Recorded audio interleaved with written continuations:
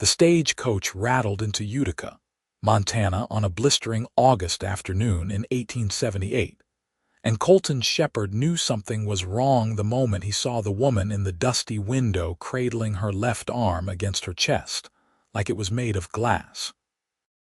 He had been waiting outside the general store for 3 hours, his hat pulled low against the relentless sun, wondering if she would actually come, or if this whole mail-order bride arrangement would turn out to be another disappointment in a life that had seen too many. The letters had been kind, thoughtful, written in a delicate hand that spoke of hope and new beginnings. Eleanor Norton had promised to be a faithful wife, a good companion, someone willing to build a life in the rugged Montana territory. She had not mentioned that she might arrive injured. The stagecoach driver jumped down and opened the door, extending a weathered hand. Eleanor emerged slowly, her auburn hair falling loose from its pins, her green eyes bright with unshed tears. She wore a traveling dress of faded blue calico, and her face was pale beneath a layer of trail dust. The way she held her arm told Colton everything he needed to know. "Miss Norton?" he asked, stepping forward and removing his hat. She looked at him with a mixture of relief and apprehension. "Mr. Shepherd?" "Yes, madam." He studied her carefully, taking in the drawn lines around her mouth, the way she swayed slightly on her feet. "You are hurt." "It is nothing," she said quickly, but her voice trembled. "Just a small accident during the journey." The stagecoach driver snorted as he pulled her trunk down from the top of the coach. "Small accident," she says. "That arm has been bothering her since Kansas City. Told her to see a doctor, but she insisted on coming straight through." Colton felt anger flare in his chest, though he kept his voice calm. "How long ago did this happen?" Eleanor bit her lip. 4 days, maybe 5. I lost count. 5 days.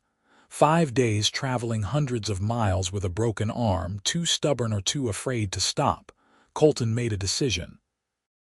"Come with me. We need to get that looked at right away." "I do not want to be any trouble," Eleanor protested. "Perhaps if I could just rest, it is no trouble." He picked up her trunk with one hand and offered her his other arm.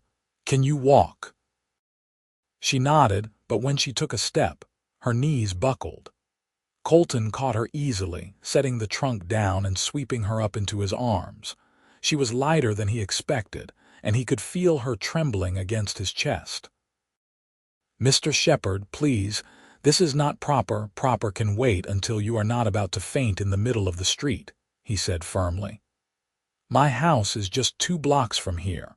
I have some medical training from the war." She did not protest further, which told him just how much pain she must be in. As he carried her through the dusty streets of Utica, he was aware of curious eyes watching from windows and doorways.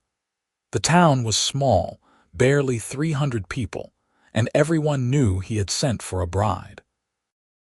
This was not exactly the first impression he had hoped to make. His house was modest but well kept, a 2-room cabin he had built himself 3 years ago when he first claimed his ranch land. He kicked the door open and carried Eleanor inside, laying her gently on his bed. The afternoon light filtered through the curtains, casting everything in a golden glow. "I need to examine your arm," he said, pulling a chair close to the bed. "It is going to hurt." Eleanor nodded, her face pale. "I understand." Gently, Colton began to roll up the sleeve of her dress. She winced but did not cry out. When he finally got the fabric past her elbow, his jaw tightened. The arm was swollen and badly bruised, the skin mottled purple and yellow. He could see the unnatural angle of the bone beneath the skin. "This is definitely broken," he said quietly. He looked up at her face, saw the fear there, and gentled his voice. "I can set it, but it will hurt like hell. I have some whiskey that might help." "I do not drink," she whispered. "Today you do." He stood and retrieved a bottle from his cupboard, pouring a generous amount into a tin cup. "Drink as much as you can." She took the cup with her good hand and managed 3 large swallows before coughing. Her eyes watered. "That is horrible. It will help." He waited a few minutes for the whiskey to take effect, using the time to gather clean cloth for bandages and 2 straight pieces of wood he kept for kindling. When he returned to her side, he saw that some of the tension had left her shoulders. "I am going to ask you something," he said, sitting down again. His blue eyes met hers steadily. "And I want the truth. Who broke it for you?" Eleanor's breath caught. For a long moment she said nothing, and Colton saw the war happening behind her eyes, the battle between truth and shame. "It was an accident," she finally said, but her voice lacked conviction. "That is not what I asked." He kept his tone gentle but firm. "A break like this does not happen by chance. Someone grabbed your arm and twisted it. Someone strong. Someone who meant to hurt you." Tears spilled down her cheeks. "How can you possibly know that? I have seen this kind of injury before, during the war and after." He reached out and carefully wiped a tear from her cheek with his thumb. "You do not have to be afraid anymore, but I need to know who did this." She drew in a shaky breath. "My brother-in-law, Thomas.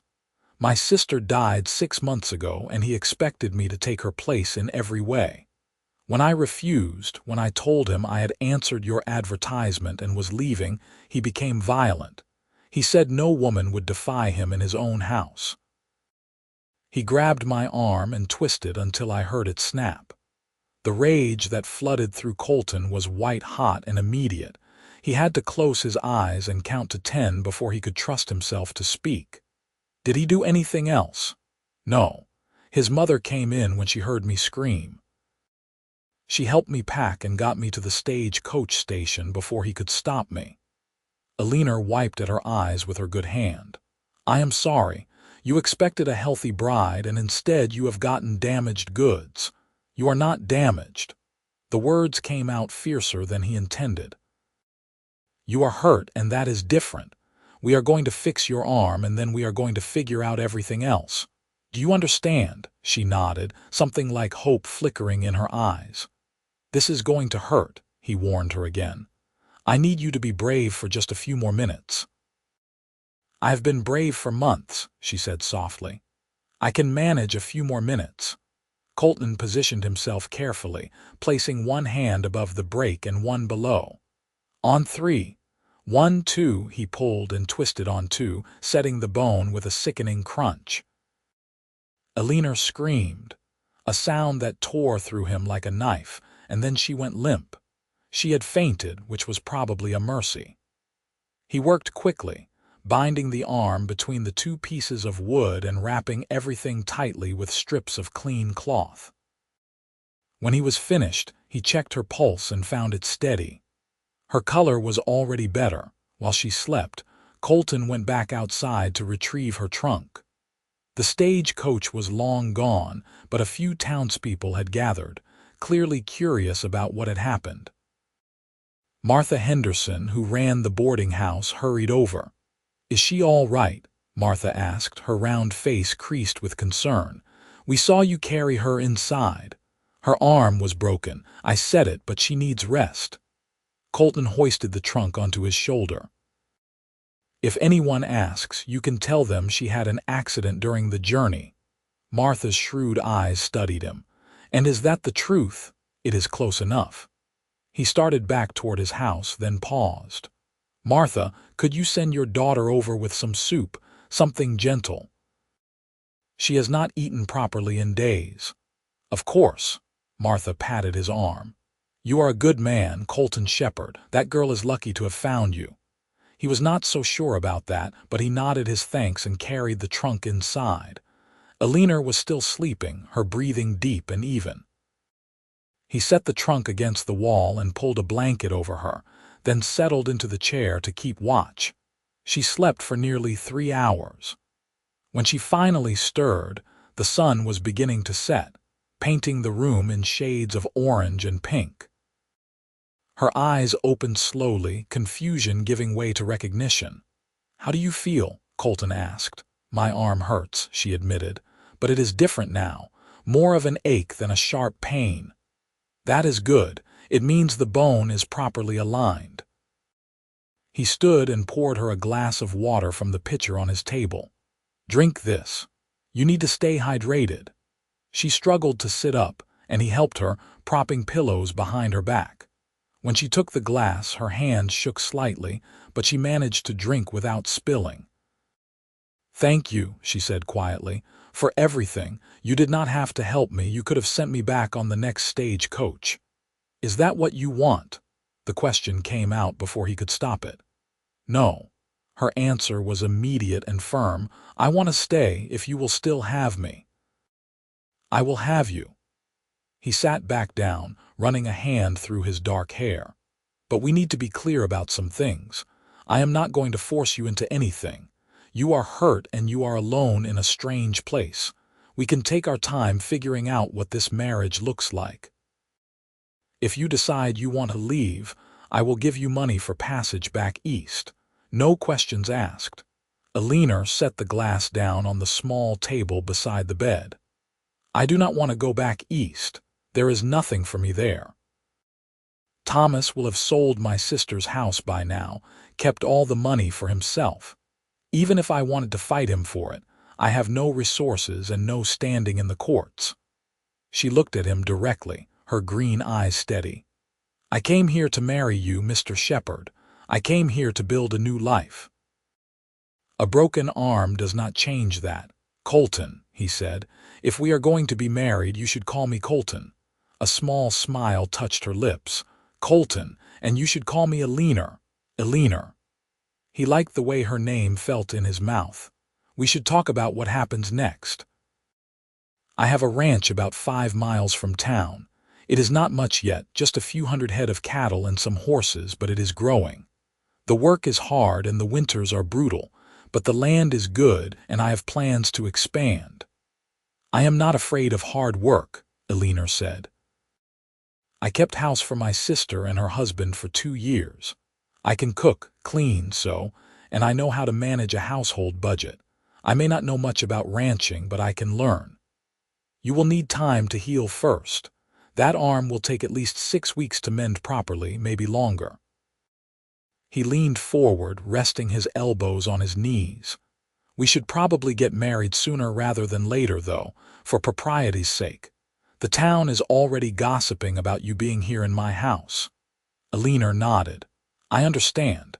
When were you thinking?" "Tomorrow, if you feel up to it. The circuit preacher is in town for another 2 days. After that, we would have to wait a month for him to come back through. Tomorrow is fine." She hesitated, then asked, "May I ask you something? Anything? Why did you send for a mail-order bride? You are clearly capable and established." "I would think women in town would be interested." Colton was quiet for a moment, considering how much to tell her. "There are not many unmarried women in Utica. The few that are here have known me since I came to town, and they have made it clear they are not interested in a life on a ranch. They want merchants or bank clerks, men who will keep them in town near the shops and the church socials." He shrugged. "I tried courting for a while, but it never went anywhere. A friend of mine married a mail-order bride 2 years ago, and they are very happy. He suggested I try the same." "And why did I appeal to you? Out of all the women who must have answered your advertisement." "Your letters were honest," he said simply. "You did not make promises you could not keep or paint yourself as something you were not. You wrote about real things. How you liked to read, how you missed having a garden, how you wanted children someday but understood it might not happen. You seemed like someone I could talk to, someone I could trust." Eleanor's eyes glistened with unshed tears. "I tried to be honest. I was so afraid of coming all this way and having you be disappointed. I am not disappointed." He reached out and took her good hand in his. "I am angry that someone hurt you, and I am worried about your arm, but I am not disappointed in you." There was a knock at the door, and Colton reluctantly released her hand to answer it. Martha's daughter Rebecca stood there with a covered pot of soup and a basket of bread. Ma sent this over, Rebecca said, her curious gaze trying to peer past Colton into the house. She said to tell you there is enough for two. Thank you, Rebecca. Colton took the pot and basket. Tell your mother I appreciate her kindness. He closed the door before the girl could ask any questions and carried the food to his small table. The soup was thick with vegetables and chunks of beef, and the bread was still warm. He ladled out 2 bowls and brought them to the bed, helping Eleanor arrange herself so she could eat. They ate in companionable silence, and Colton was pleased to see Eleanor finish her entire bowl and half a piece of bread. Some color had returned to her cheeks. That was delicious, she said. Please thank Martha for me. You can thank her yourself tomorrow after the wedding. He collected the bowls and set them aside. You should rest more. Your body needs time to heal. Where will you sleep? Eleanor asked, glancing around the small cabin. I have a bedroll. I will sleep on the floor. That does not seem fair. This is your bed. You are injured. You get the bed. His tone left no room for argument. We can figure out more permanent sleeping arrangements after we are married. Eleanor's cheeks flushed pink, but she nodded. Colton spread his bedroll on the floor near the stove and settled down, trying not to think about the woman in his bed just a few feet away. He had been alone for so long that he had almost forgotten what it felt like to share space with another person. He woke several times during the night to check on Eleanor, making sure she was not feverish or in too much pain. Each time she was sleeping peacefully, her auburn hair spread across his pillow like a silk waterfall. In the dim light from the stove, she looked younger, more vulnerable. He found himself feeling fiercely protective of this woman he barely knew. Morning came cold and clear. Colton built up the fire and started coffee, then went outside to wash up at the pump. When he came back inside, Eleanor was awake, struggling to get out of bed with only one good arm. Let me help, he said, moving to her side. He supported her weight as she stood, then helped her straighten her dress. How is your arm? Sore but manageable. She looked down at herself ruefully. I must look a fright. This dress has seen better days and my hair is a disaster. You look fine, Colton said and meant it. But if you want to freshen up, I can bring in some warm water. Your trunk has your other clothes, I assume? Yes, thank you. She paused. Colton, I should wear something nicer for the wedding. Do you mind if I change? Of course not. Take your time. He hauled in 2 buckets of water and heated them on the stove, then set up a privacy screen made of blankets. Eleanor disappeared behind it with her trunk, and he heard the rustle of fabric as she changed. When she emerged, he nearly forgot to breathe. She wore a dress of deep green that matched her eyes, with a high collar and long sleeves that covered her injured arm. Her hair was pinned up in a simple but elegant style, and she had clearly made an effort with what few resources she had. You look beautiful, he said, and watched her blush spread from her cheeks down her neck. Thank you. I brought this dress specifically for the wedding. I hoped you would like it. I do. He cleared his throat, suddenly nervous. We should go. The preacher will be at the church at 10 o'clock. They walked through town together, Eleanor holding her splinted arm carefully against her body. People stared, but Colton ignored them, keeping his attention focused on Eleanor. She was clearly trying to put on a brave face, but he could see the exhaustion around her eyes, the slight limp in her step. The church was small and plain, just a whitewashed building with rough-hewn pews and a simple cross on the wall. Reverend Samuel Mitchell was waiting for them, a thin man with kind eyes and a gentle manner. Mr. Shepherd, Miss Norton, welcome. He glanced at Eleanor's arm with concern. I heard there was an accident. Are you well enough for this? Yes, Reverend, Eleanor said firmly. I am ready. Very well. Do you have witnesses? Right here, Martha Henderson called from the doorway. She bustled in with her husband George and Rebecca in tow. We would not miss this for the world. The ceremony was brief but meaningful. Colton found himself paying close attention to every word, every vow. When the preacher asked if he would take Eleanor to be his lawfully wedded wife, to have and to hold from this day forward, he answered with a strong, clear "I do" that filled the small church. Eleanor's voice was softer but no less certain when she made her own vows. Her green eyes never left his face, and he saw trust there, hope, and the beginning of something that might become affection given time. "You may kiss your bride," Reverend Mitchell said with a smile. Colton leaned down slowly, giving Eleanor time to pull away if she wanted. She did not.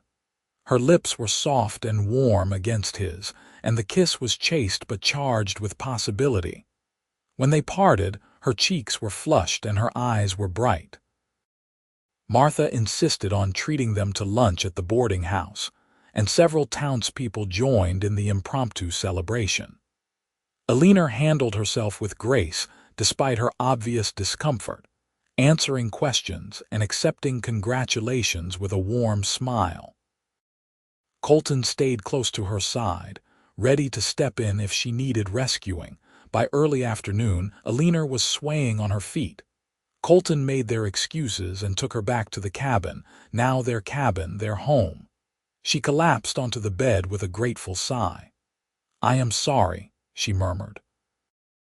"I thought I would have more stamina. You had surgery yesterday and got married today. I think you are allowed to be tired." He sat on the edge of the bed and carefully removed her shoes. "Rest now. We have plenty of time to figure everything else out." She caught his hand before he could stand. "Colton, I know this is not what you expected. I know I am not what you expected, but I want you to know that I meant every word of those vows. I am going to be a good wife to you." He squeezed her hand gently. "And I meant my vows too. We are in this together now, Eleanor, for better or worse." She smiled and closed her eyes, still holding his hand. Within minutes, she was asleep. Colton stayed there for a long time, watching her breathe, marveling at how completely his life had changed in less than 24 hours. Over the next few weeks, they fell into a routine. Colton tended his cattle and horses during the day, often staying out at the ranch overnight when there was too much work to make the 10-mile round trip worthwhile. Eleanor stayed in town, resting and healing. Martha Henderson took her under her wing, introducing her to the other women and helping her feel at home. When Colton was in town, he and Eleanor spent their evenings talking. They learned about each other slowly, trading stories and dreams. Eleanor told him about growing up in Ohio, about her parents who had died when she was 16, about her older sister who had taken her in and then died of fever, leaving her at the mercy of a cruel brother-in-law. Colton told her about his childhood in Virginia, about joining the Union Army at 18 and fighting in battles he still had nightmares about. He told her about coming west after the war, looking for a fresh start, about claiming his land and building his ranch one fence post at a time. "I want to see it," Eleanor said one evening about 5 weeks after their wedding. Her arm was healing well, though she still wore a lighter splint for support. "The ranch. I want to see where we will really be living." "It is not fancy," Colton warned. "The house is smaller than this cabin. Just one room with a loft, and it is far from town. You would be isolated out there." "I do not need fancy and I do not mind isolation. I need to see our home." She reached across the table and took his hand. "Please, Colton, I am your wife. I should be living with you, not spending half my time in town." He studied her face, saw the determination there, and nodded. "All right, we will go tomorrow. But if it is too much, if your arm starts hurting or you get tired, you tell me immediately." They set out early the next morning in Colton's wagon, the autumn air crisp and clear. The trail wound through rolling grassland dotted with stands of pine and cottonwood. Mountains rose in the distance, their peaks already dusted with early snow. Eleanor sat beside him on the wagon seat, her eyes wide as she took in the vast landscape. "It is beautiful," she breathed. "I had no idea it would be like this." "Wait until winter," Colton said, but he smiled. "Then you will think differently." The ranch house came into view just before noon, a small log structure nestled in a sheltered valley with a creek running nearby. There was a barn, a corral, and several fenced pastures where cattle grazed peacefully. Colton helped Eleanor down from the wagon and watched her face as she walked around, exploring everything. The house was indeed small, just one main room with a fireplace, a small kitchen area, and a ladder leading up to a loft. But it was solidly built and well maintained. "I love it," Eleanor said finally, turning to face him with shining eyes. "Colton, this is wonderful. We could make this into such a lovely home." "You really think so?" He felt an unfamiliar warmth in his chest at her enthusiasm. "I know so." She walked over to him and placed her good hand on his arm. "With some curtains and maybe a proper table and chairs, some shelves for books and dishes, this could be perfect. And that loft would make a good sleeping area once we get a real bed up there." They spent the afternoon making plans. Eleanor had ideas about a garden and chickens, about expanding the house someday to add a second room for children. Colton found himself caught up in her vision, seeing possibilities he had never considered. As the sun began to set, painting the sky in brilliant shades of orange and purple, they stood together outside the house, looking out over the ranch. Colton put his arm around Eleanor's shoulders, careful of her healing injury, and she leaned into him. "I want to move out here," she said quietly. "I know it will be harder than staying in town, but this is where we belong, together. Are you sure? It gets lonely out here, and dangerous sometimes. We get wolves, mountain lions, the occasional bear." "I am sure." She turned to look up at him, and in the fading light her eyes were luminous. "I am not afraid, Colton. Not when I am with you." Something shifted in that moment, something fundamental and profound. Colton looked at this woman who had come to him broken and afraid, who had chosen to stay despite everything, who was choosing him again now, and he realized he was falling in love with her. "Eleanor," he said softly, and then he was kissing her, deeper and more passionate than their chaste wedding kiss. She responded eagerly, her good arm coming up to wrap around his neck, pulling him closer. When they finally broke apart, both breathing hard, Eleanor was smiling. "I've been waiting for you to do that again. I did not want to rush you. I know you have been through a lot. You have been so patient and kind, but Colton, we are married. I want this to be a real marriage in every way." She touched his face gently. "I am falling in love with you. I think I started that very first day when you set my arm and asked who broke it, when I saw the anger in your eyes on my behalf. No one has ever cared about me like that before." "I love you too," Colton said, the words coming easily now. "I think I have been falling for you since I read your first letter. You are strong and brave and beautiful, and I thank God every day that you came here." They kissed again, and then Colton picked her up and carried her into the house. They had a long ride back to town in the morning, but tonight, this one night, they would stay here in their real home and make it truly theirs. The transition to ranch life was not without its challenges. Eleanor's arm healed slowly, and there were days when the pain was bad enough that she could barely function. But she was determined, learning to do everything one-handed when necessary, insisting on pulling her weight despite Colton's protests. She threw herself into making the ranch house a home. She sewed curtains from fabric she bought in town, planted a kitchen garden near the house, and convinced Colton to help her build a chicken coop. By the time winter arrived, they had a cozy space that felt lived in and loved. The first real snowstorm hit in November, and Eleanor got her first taste of Montana winter. The wind howled around the house for 3 days straight, and snow piled up past the windows. They were trapped inside together, but neither minded. They spent the time reading, talking, and making love by the fireplace. "This is what I imagined marriage would be like," Eleanor said one evening, curled against Colton's side under a pile of blankets. "Not with Thomas and my sister. Their marriage was cold and formal, but this, being with someone who actually cares about me, who listens when I talk, who makes me laugh, this is what I hoped for." "You deserve all of that and more," Colton said, pressing a kiss to the top of her head. "I intend to spend the rest of my life making sure you know how loved you are."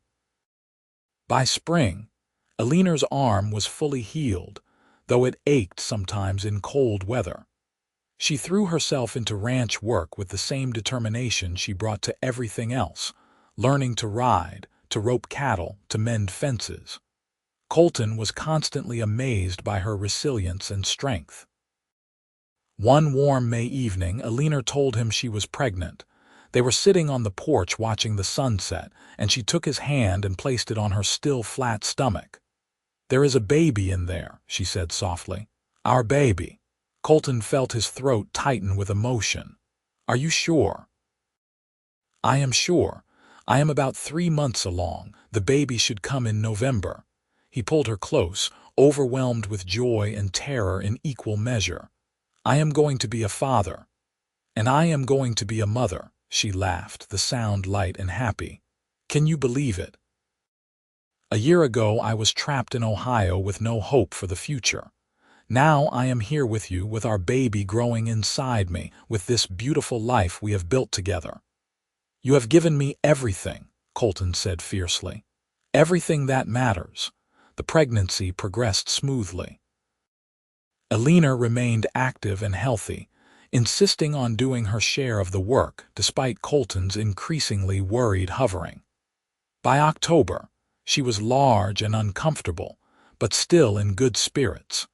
The baby came on a cold November night during the first snowfall of the season. Colton had ridden into town to fetch the midwife, Martha Henderson, who had delivered half the babies in Utica. She arrived just in time, bustling into the house with her bag of supplies and a calm, competent air.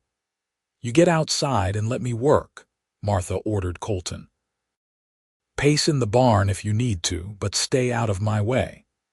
It was the longest night of Colton's life. He tried to busy himself with chores, but he kept hearing Eleanor's cries from inside the house. Each sound tore at him, making him want to rush inside despite Martha's orders. Finally, just as dawn was breaking, he heard a different sound.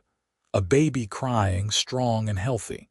He was halfway to the door when Martha opened it, a tired smile on her face. "You have a son," she announced. "A big, healthy boy, and Eleanor did beautifully. She is tired but fine." Colton pushed past her into the house. Eleanor was propped up in bed, her hair damp with sweat, her face exhausted but radiant. And in her arms, wrapped in a soft blanket, was a tiny red-faced baby with a shock of dark hair. "Come meet your son," Eleanor said, her voice hoarse but happy. Colton approached slowly, almost afraid to breathe. Eleanor shifted the baby so he could see better, and Colton looked down at his son's face, at the tiny fingers and perfect features, and felt his heart expand in a way he had not known was possible. "He is perfect," he whispered. "You are both perfect." "What should we name him?" Eleanor asked. They had discussed names, but suddenly none of the ones they had chosen seemed right. Colton thought about this moment, about this new beginning, about the future stretching ahead of them full of possibility. "James," he said finally. "James Shepherd, after my father." "James," Eleanor repeated, testing the name. "I like it. Hello, James. Welcome to the world." Martha left after making sure both mother and baby were settled. Colton spent the day alternating between staring at his son in wonder and fussing over Eleanor, making sure she had everything she needed. That night, With Eleanor sleeping peacefully and baby James in a cradle beside the bed, Colton stood at the window looking out at the snow-covered ranch.